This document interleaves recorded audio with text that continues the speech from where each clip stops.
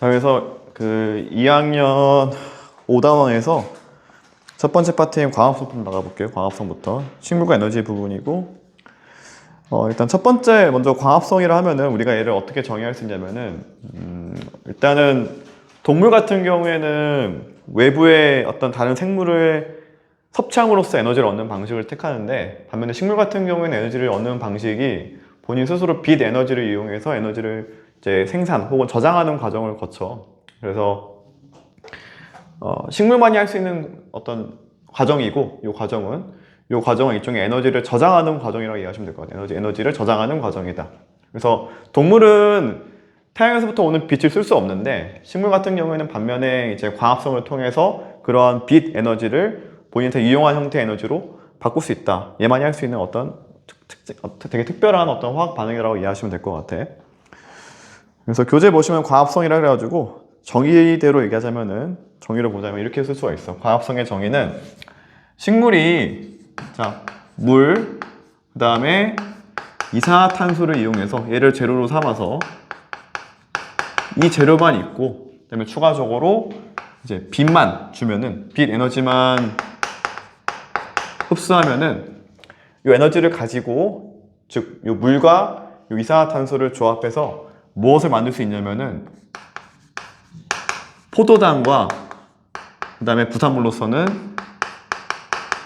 산소가 나와. 이게 광합성의 과정이야. 그래서 다시 볼게.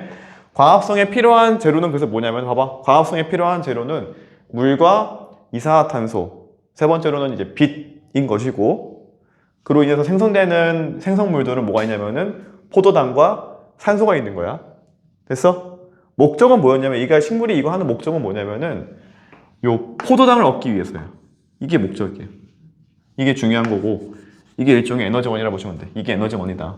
이게 우리 동물이든 식물이든 간에 사용할 수 있는 유용한 형태의 에너지원이다. 됐니? 오케이? 이해했어, 여기까지? 자, 그래서 교재 보시면은 나뭇잎 그려져 있고, 이런 그림 하나 있거든. 자, 그림 보시면은, 교재 그림 보시면은, 여기에 그림에 물과, 그 다음에 더하기, 이산화탄소, 요 두 개를 이제 조합해서 포도당 만드는 과정인데, 그림을 자세히 보시면은, 잘 봐봐. 우리가 요 포도당 보시면은, 요 포도당의 형태가 여기 육각형인 걸로 보이거든. 육각형. 그래서 이렇게 단일의 육각형 형태가 포도당의 형태인 거고, 그리고 추가적으로 부산물로서는 산소 기체가 생성이 되고요. 근데 한편으로는 교재 다시 보시면은 이러한 포도당이 어떻게도 변화할 수 있냐면은, 이러한 육각형이 여러 개로 이제 뭉쳐 있는 것들로 바뀌어. 그래서 보시면은 여러 개의 형태의 이런 육각형들이 조합되는 것처럼 보인다. 보이지? 이렇게 그림 보시면. 자, 얘는 뭐냐? 한번 써볼게. 자, 그래서 요게 산소고, 요게 산소, 요게 이제 이산화탄소, 요게 물이고, 그 다음에 요게 이산화탄소고, 그 다음에 요게 포도당, 육각형이 포도당이고, 포도당, 요게 산소겠지. 산소인데, 이때 요 여러 개의 육각형, 그러니까 포도당이 뭉쳐있는 게 뭐냐, 이게 녹말이에요. 녹말. 됐어? 봐봐. 그래서 처음에는 광합성 결과 처음으로 형성되는 어떤 산물, 그 결과는 포도당인데, 요게 상황에 따라서 녹말로 바꿀 수 있어. 녹말로. 그래서 일종의 녹말은 뭐냐면은, 먼저 생성된 거는 포도당이지만은 얘가 실제로 이러한 에너지원을 저장할 때는 녹말로 저장해. 녹말로 써. 됐어? 그래서 녹말은 뭐냐면 일종의 저장하기에 용이한 저장 형태의 에너지원이다라고 이해하시면 될 것 같아요. 저장된 형태의 에너지원. 얘도 똑같이 에너지원인 거야. 됐어? 그래서 그 순서가 뭐냐면은, 낮에 빛이 있으니까 물과 이산화탄소를 빛과 빛을 이용해서 조합해서 포도당과 산소가 생성이 되고, 이때 이 포도당은 물에 굉장히 잘 녹기 때문에 저장에는 용이하지 않아. 그래서 저장한 게 조금 더 유용한 형태인 녹말로서 저장해 두고, 그러니까 얘를 이렇게 뭉치는 거야. 뭉쳐서 저장해 두고, 그 다음에 다시 이게 밤이 되면은 설탕의 형태로, 그거 맞아, 설탕의 형태로 일부를 쪼개서 다시 이제 식물, 다른 기관이나 이런 조직들한테 곳곳으로 보내줘. 됐니? 그래서 이런 어떤 과정을 거친다고 이해하시면 될 것 같아. 오케이?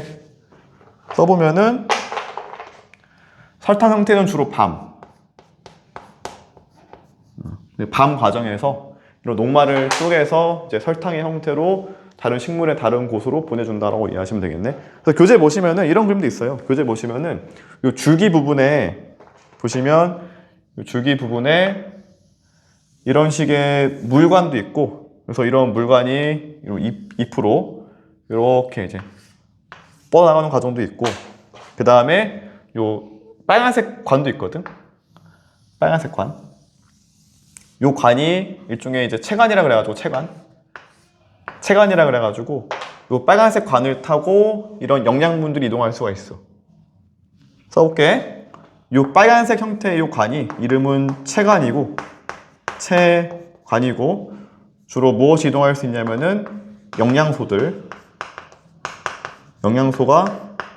이동, 설탕이겠죠. 여기서는 설탕 같은 것들이 이동하게 되는 관이고, 요 파란색 관이 물관이에요. 이름이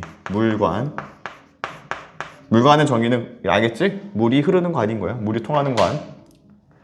됐어? 그래서 다시 볼게. 뿌리에서부터 물관 타고 나뭇잎으로 온 거야, 이렇게. 그래서 물을 공급해 준 거고, 이렇게.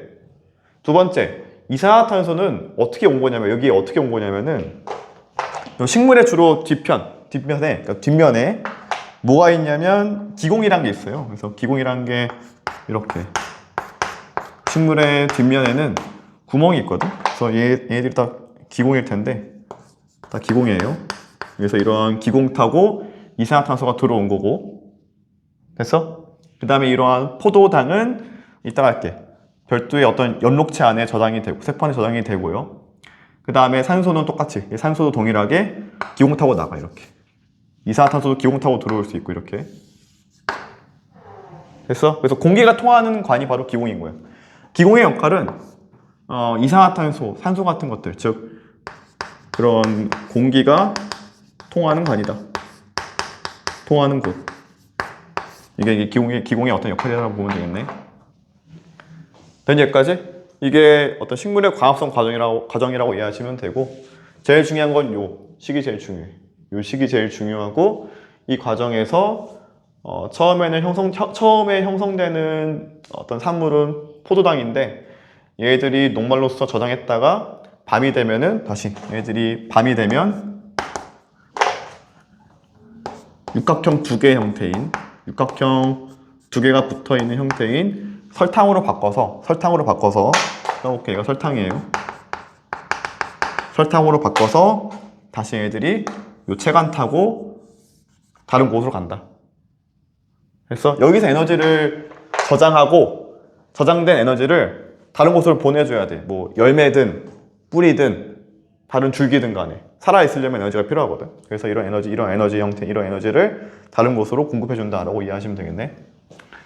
자, 넘어가서 두 번째 볼게. 자, 두 번째는 이제 광합성의 장소와 식인데, 일단 장소 같은 경우에는 볼게. 식물세포의 엽록체에서 일어난대. 그래서 광합성의 장소는 되게 중요한 게, 장소에 대해서는 어디냐, 식물세포의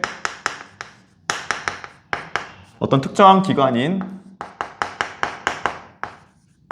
엽록체에서 광합성이 일어나. 그 장소는. 그 다음에 그 시기는 언제냐? 기본적으로 빛이 있어야 되기 때문에 밤에는 못 일어나겠지? 그래서 낮이겠지? 낮. 시기는 빛이 있는 낮일 거야, 당연히.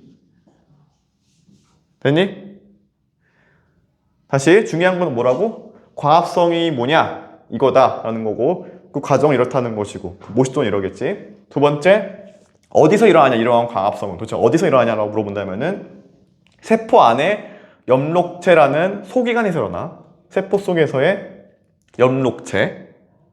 됐어? 뭐 그림을 그리자면 이런 거예요. 그림을 그리자면은 이게 식물 세포예요. 예를 들면은 식물 세포인데 이게 식물 세포야. 이 세포 안에는 작은 이런 소기관이 있는데 약간 이렇게 생겼어. 그래서 소기관에 여러 가지가 있겠지만은 그런 세포 안에 엽록체라는 부위에서 뭐가 일어날 수 있다? 이러한 현상이, 이러한 어떤 화학 반응이 일어날 수가 있어. 됐어? 그래서 이렇게 우리가 정리하면 되겠지. 세 번째는 이러한 광합성에 필요한 물질, 그 다음에 생성되는 물질이 있을 텐데 이미 다 얘기했어. 필요한 물질은 뭐야? 세 가지겠지? 물, 이산화탄소, 빛인 거야. 이게 재료고, 그치? 그에 대한 산물은 뭐야? 두 개겠지? 포도당과 산소겠지. 됐어? 써볼게. 일단 필요한 물질 1번. 필요 물질은 세 가지가 있다. 그래서 1번, 2번, 3번 쓰면은 물은 H2O 쓸게. 물 필요하고 이산화탄소는 CO2겠지. CO2 필요하고 세 번째는 빛일 거야. 그 다음에 두 번째는 생성 물질일 텐데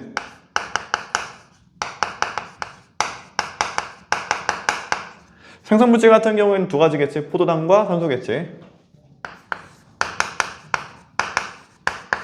포도당, 산소. 얘도 그냥 O2로 쓸게. O2. 그래서 각각에 대해서 이렇게 아는 것도 중요한데 얘가 도대체 어디서부터 오냐도 중요해. 그러니까 얘 공급했을 거 아니야. 필요하다며. 이 세포 안으로 물이 왔을 거 아니야. 그치?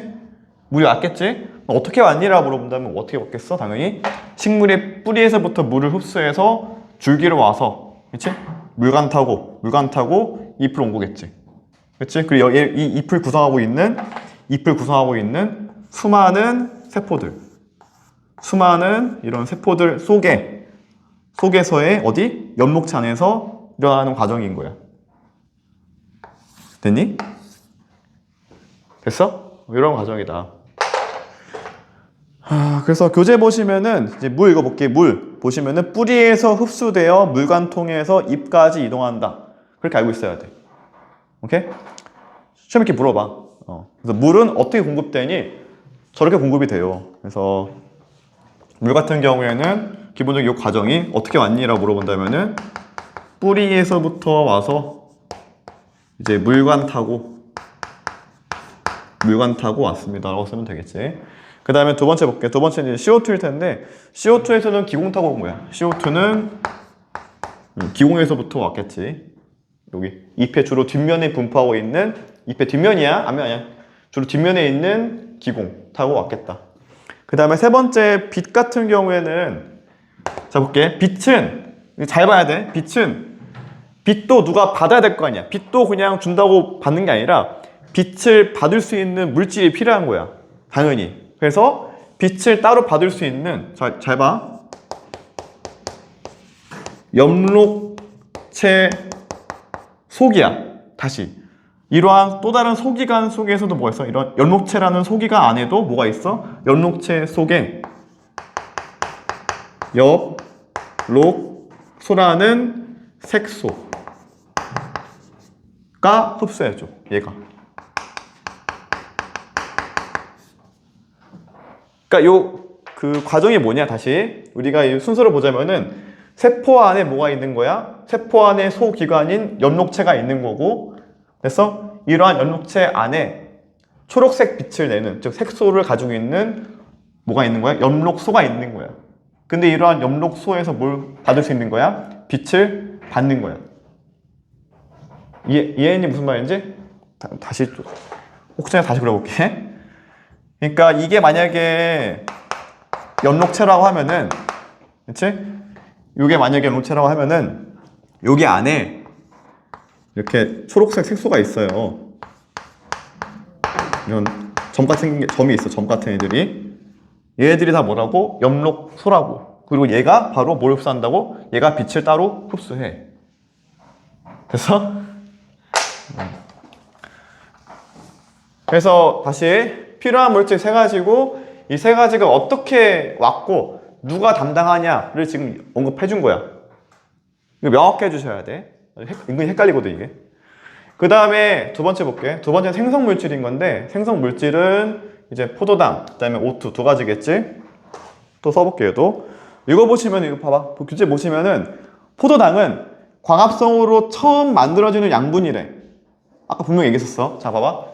광합성 과정을 통해서 뭐야 이게? 처음으로 만들어지는 양분이겠지 이게 처음인 거야. 그 다음 뭐야? 그 다음 이 포도당을 뭉쳐서 이렇게 그림을 보시면 뭉쳐서 뭘 만들어내? 녹말로 저장한다는 얘기야. 그렇게 알고 있어야 돼. 그래서 포도당의 정의를 보자면은 광합성 결과 얘는 처음으로 생성되는 양분인 것이고 이러한 포도당은 곧 물에 잘 녹지 않은 형태인 녹말로 바뀌어서 얘는 곧 이제 녹말로 바뀌는 거야. 됐어? 이러한 녹말은 어디에 저장되냐? 녹말은 당연히 광합성이라는 장소겠죠, 여기. 그래서 녹말은 광합성이 발생한 그 장소인 엽록체 속에 저장이 돼요. 됐어? 이 파트가 어렵진 않거든, 원래 이게. 어렵지는 않은데 은근히 어려운 이유는 이런 것들을 제대로 안 봐서 그래. 얘를 제대로만 보면은 아마 제일 쉬운 단어 중 하나야, 여기가. 그래봤자 어려운 게 여기거든. 자, 그래서 요거 하나 체크하시고 그 다음에 두 번째 O2 볼게. 자, O2는 광합성에 필요한 물질은 아니야. 얘는 우리한테 필요한 물질이겠지, 일단은. 근데 이 산소 같은 경우에는 굳이 이 광합성이 필요가 없겠지? 그치? 그래서 그냥 내보내요. 내보내는 거야. 그래서 산소 볼게. 자, 얘는 두 가지 경로가 있는데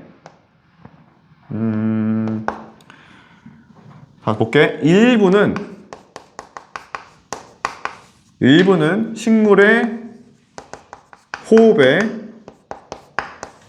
사용되기도 하고요. 그 외는 기공으로 배출해요. 됐어? 자, 그래서 이건 다음 주에 할 건데 식물도 호흡을 해. 우리 사람처럼. 됐어? 그래서 여기서의 호흡은 네가 숨쉬는 이게 아니라 세포 속에서 일어나고 있는 하나의 화학 반응을 뜻하는 건데 그래서 식물도 호흡을 하기 때문에 이 O2는 우리 동물처럼 호흡에 쓰기도 하고 쓸 때는 쓰고 남는 거는 뭐야? 그냥 배출해. 그래서 이게 두 가지 경로가 있어.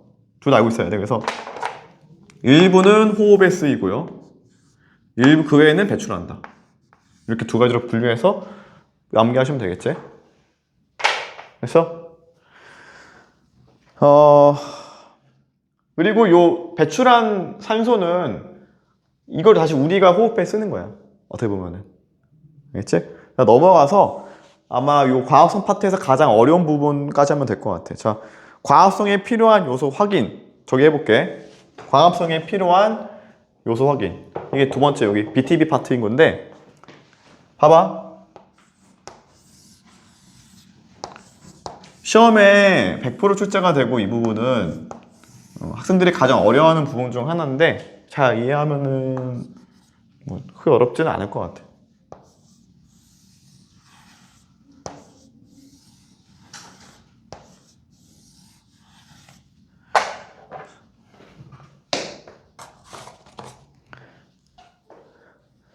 자, 먼저 이 실험은 뭐냐면은 광합성에 과연 정말로 이런 이산화탄소나 빛이 필요한가를 알아보기 위한 실험이에요. 이 BTB 실험은 기본적으로.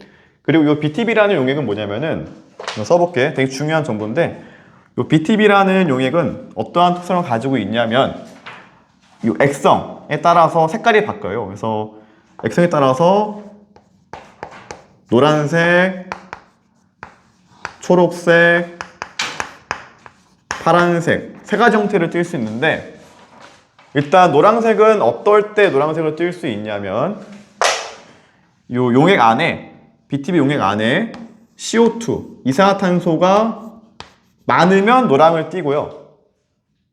그 다음에 이산화탄소가 적으면 파란색을 띠요. 산소가 아니라 중요해. 다시 BTB라는 이러한 용액은 이산화탄소의 양에 따라서 색깔이 바뀌는 물질이에요. 오케이? 많으면 무슨 색? 노란색. 적으면 무슨 색? 파란색이라고. 알겠지? 주의할 점은 산소가 아니라는 거야. 산소는 무관하다라는 거고. 먼저 실험을 어떻게 하냐? 실험을 일단 세 가지 이 시험관에다가 BT 용액을 담아놔. 준비해놔. 그 다음에 요 세 개 다 사람이 입으로 빨대 넣고 날숨을 불어넣어. 왜냐면 사람의 날숨에는 CO2가 많기 때문에 최대한 날숨을 불어넣어서 요 BTB 색깔을 노랑으로 바꿔놔. 먼저. 그래서 먼저 준비할 때는 노란색의 BTB 3개를 준비해놔. 이렇게. 어떻게 했을까요? 라고 물어본다면은 너네가 직접 입으로 불어넣어서 노란색 만든 거야. 아마 학교에서 실험할 수 있어. 이거 실험을 한다면. 오케이? 그래서 이렇게 준비해놔요. 먼저 첫 번째. 그리고 이제 약간 우리가 비교를 위해서 가에는 아무것도 넣지 않고 이게 가야. 가 시험관, 이게 나 시험관, 이게 다 시험관인데 가에는 아무것도 두지 않은 채로 그냥 가만히 두면 되고요. 나에다가는 뭘 집어넣냐면은 광합성을 할 수 있는 검정말이라는 식물을 집어넣어. 이렇게 안에다가. 광합성 할 수 있는 식물. 이름은 검정말이고 이름은 검정말이고 그냥 우리는 이거 말면 돼. 얘는 식물이고 이 녀석은 광합성 할 수 있다. 만 알면 되는 거야. 그 다음에 다에다가도 검정말을 똑같이 집어넣는데 나와 다의 차이는 뭐냐면 나와 다의 차이는 다한테는 햇빛이 들어오지 못하게 알루미늄 포일 같은 걸로 감싸놔. 햇빛 차단. 그래서 얘한테는 빛이 다 들어올 수 있는데 다에만 빛이 들어오지 못하게 차단한다. 됐어? 그리고 충분한 시간이 흐른 뒤에 보는 거야. 색깔 변화를. 됐니? 오케이? 다시 볼게. 가는 어떤 특징이냐? 아무것도 안 넣은 거야. 그냥 식물도 없어. 변화 없겠지 얘는. 그치? 식물이 없으니까 당연히 CO2의 농도, CO2의 양이 변화가 없을 거 아니야. 애초에. 그치? 그래서 처음부터 노란색이었으니까 시간이 흘러도 그대로 노랑이겠지. 이해했지? 네가 애초에 처음에 불어넣었던 CO2 그대로 있을 거 아니야. 누가 안 먹었을 거 아니야. 그러니까 그대로 노란색이라고 색깔 유지가 된다고요. 반면에 나 같은 경우에 봐봐. 나는 아까 소개했지. 나는 식물이 있고 안에 식물의 광합성은 기본적으로 이산화탄소 소모해요. 얘를 필요로 하잖아 얘가. 그치? 물도 있어. BTB 용액이니까. 물도 있어. 빛도 있어. 그 다음에 이산화탄소도 네가 이미 넣어줬어 이렇게. 그럼 뭐 할 수 있어? 이 식물이 여기 BTB 용액 안에 녹아있는 이산화탄소를 소모할 거 아니야. 이용할 거 아니야 얘가. 그치? 사용하겠지? 맞지? 그럼 뭐가 돼? CO2의 양이 많은 상태에서 적어지게 될 거야. 광합성하는 과정에서. 색깔이 바뀌겠지 파란색으로. 그래서 나는 색깔이 푸르게 바뀌어. 이렇게. 왜 그런지 이해했지? 혜연아 이해했어? 최대한 자세하게 설명하고 있는 거야. 그 다음에 다 같은 경우에는 봐봐. 식물이 있긴 있지. 그러면 광합성을 해야겠다 생각할 수 있겠지만은 다시 보시면 광합성이 뭐가 필요해? 세 가지가 필요해 다. 하나만 없어도 안 된다고요. 그래서 물 있지, 이산화탄소도 있지만 뭐가 없어? 빛이 못 들어오잖아. 알루미늄 폴로 감싸가지고. 그래서 다와 같은 경우에는 얘는 뭐가 안 된다? 광합성을 못 해요 얘는. 이 친구는. 그래서 다시 다는 광합성을 할 수가 없고요. 나는 특징 얘는 광합성이 가능한 상태인 거야. 광합성을 못하면 가와 똑같은 상황인 거야. 가하고. 됐어? 가하고 동일한 상황이라고. 뭐 식물을 넣든 넣지 않든 아무런 상관이 없는 거야. 이러면 어차피 광합성 못하니까. 이해했지? 그래서 그러면 다는 무슨 색깔 될까? 다는 무슨 색으로 될까? 이러면 다시 색깔에 영향을 미치는 요인은 이산화탄소의 양이야. 그러면 이산화탄소의 양이 시간이 흘렀을 때 어떻게 돼? 일정하니, 감소하니, 뭐 증가하니? 다혜야 어떻게 돼? 뭐가요? 아이치. 다요? 다. 일정이. 일정하겠지. 일정하면은 색깔이 무슨 색일까? 똑같지 그냥. 똑같을 거라고. 됐어? 물론 우리가 이 실험을 할 때는 이러한 피로 물질 이렇다라고 우리가 알지 못한 채로 실험을 했던 거야 사실은. 그치? 됐어? 내가 이거 가지고 뭐 할 수 있어? 결론 낼 수 있어. 할 수 있겠지? 이거 가지고 결론 낼 수 있겠지? 실험을 했고요. 그렇지? 내가 이 실험을 해석하자면 이렇게 해석할 수가 있어. 볼게. 결과에 따라서 내가 해석하자면은 자, 첫 번째 내가 만약에 가와 나를 비교해 볼게. 가하고 나를 내가 비교하면은 어떠한 결론을 지을 수 있냐 물어봐 시험에. 그 다음에 두 번째 나하고 다를 비교하면은 내가 어떠한 결론을 낼 수 있니? 라고 물어보게 되거든. 이게 시험 문제거든 대부분. 뭘까 일단 가와 나를 보면 내가 뭘 할 수 있어? 가와 나를 보면은 무슨 차이야? 식물이 없고 있고지. 그래서 색깔이 바뀌었지. 왜 바뀐 거야 이거? 왜 바뀐 거야? 하연아 왜 바뀐 거야? 식물이 있어서. 아이 그건 너무 1차적인 답변이고 정확히 왜 바뀐 거야? 다시 이거 왜 암기하라고요? 이거 BTB는 이산화탄소의 양에 따라 색깔이 바뀐다고. 중간이면 초록이고 많으면 노랑이고 적으면 파랑이라고. 다시 왜 그렇다고? 혜연아 왜 그래? 왜 바뀐 거야?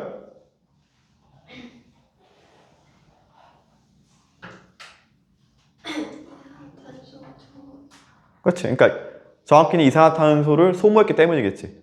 바뀐 이유는. 그럼 결론 뭐야? 광합성에 미국 뭐가 필요한 거야? 이산화탄소가 필요하다 이 얘기인 거야. 광합성에는. 결론. 그래서 내가 가하나를 보면은 광합성에 뭐가 필요합니까? CO2가 소모된다, 필요하다라는 결론을 낼 수가 있어. 그거밖에 없잖아. 그 다음에 나와 다를 보면 봐봐. 나와 다를 보면은 우리가 뭘 할 수 있냐면은 조건은 다 동일한데 딱 하나 달라. 햇빛이 있고 없고야. 광합성 했어 못했어? 광합성 못했지? 무슨 얘기야? 광합성에는 뭐가 필요하다? 빛이 필요하다는 얘기야. 나와 다는. 그래서 두 번째 결론으로는 광합성에는 빛이 필요하다라는 결론이 나와. 됐니? 시험에 무조건 물어봐. 시험에 이 그림 준 다음에 가와 나를 봤을 때 내가 실험상 어떠한 결론 낼 수 있니? 라고 물어보게 되는 거거든. 이게 약간 좀 어려운 게 애들한테 너가 이미 다 외웠거든? 광합성에는 물도 필요하지, CO2가 필요하지, 빛도 필요하다고 배웠잖아. 이거 아는 건 누구나 할 수 있는데 이 실험을 가지고 얘 두 개를 비교했을 때 결론이 뭐니라고 물어본다면 답을 잘 못해. 그 네가 명확히 이해하고 있어야 돼. 그러니까 이 두 개를 봐서 내가 알 수 있는 것은 애초에 색깔이 바뀐 이유는 CO2를 소모했기 때문이라고 이해하면 되니까. 그래서 첫 번째 결론은 광합성에는 CO2가 필요하다고 결론 낼 수 있고, 그 다음에 두 번째 같은 경우에는 빛이 있고 없고니까 광합성에는 빛이 필요하다는 결론 낼 수 있겠지. 그래서 이 케이스에 따라서 답이 정해져 있어요. 넘어가서 마지막으로 광합성 양에 영향 미치는 요인 볼게요. 이건 되게 쉬워. 일단 광합성도 양이 있어. 그러니까 무슨 얘기냐면은 요 반응이 많이 일어나냐 적게 일어나냐 그게 있을 거 아니야. 그렇지? 그러한 요인이 요인이 있겠지. 세 가지가 있는데 이건 그냥 암기하시면 될 것 같아. 자, 광합성 양, 그러니까 광합성하는 총량에 영향을 미치는 이러한 요인들이 총 세 가지가 있거든. 세 가지. 그래서 일단은 보면은 X축이 빛의 세기일 때, 빛의 세기가 점점 강해질 때 케이스가 있고, 그 다음에 두 번째는 CO2의 농도, CO2의 양. 그 다음에 세 번째는 이제 온도가 있거든. 온도 변수. 일단 기본적으로 빛의 세기가 세면 셀수록 빛이 많을수록 과합성 양도 증가하다가 이렇게 일정하게 돼. 어느 순간부터는. 그 다음에 CO2의 농도도 증가하면은 과합성 양도 증가하다가 일정하게 되고. 세 번째, 온도 같은 경우에는 너무 추우면 안 일어나겠지. 추우면 일어나지 않다가 따뜻해지면 점점 많아지다가 다시 너무 더워지면은 또 확 감소하게 돼. 됐어? 그래서 뭐 상식적이지. 왜냐면은 우리 사람도 동일하게 너무 뜨거운 날씨에선 제대로 활동을 못 하기 때문에 식물도 동일하게 너무 뜨거워지면은 제대로 과합성이 일어날 수가 없다. 이렇게 이해하면 될 것 같아. 그래서 다시 요인이 세 가지가 있다. 빛의 세기, CO2 농도, 온도가 있는데 세기하고 CO2 농도는 비슷한 거동을 띠지만은 온도 같은 경우에는 증가하다가 다시 확 감소한다. 이런 특징을 가지고 있고, 그 다음에 공통적으로 이 Y축은 뭐냐? 광합성 양이에요. 알겠지? 이거는 그냥 이렇구나라고 해서 암기하시면 될 것 같아. 여기까지가 이제 2-1 파트고, 원래 뒤에 더 있긴 한데 그건 뭐 다음에 나중에 내신 때 하든지 뭐 하고요. 그래서 내가 준 프린트 풀어오시면 되고, 이거 잘 정리해봐. 지금 정리해놔 지금. 이거요?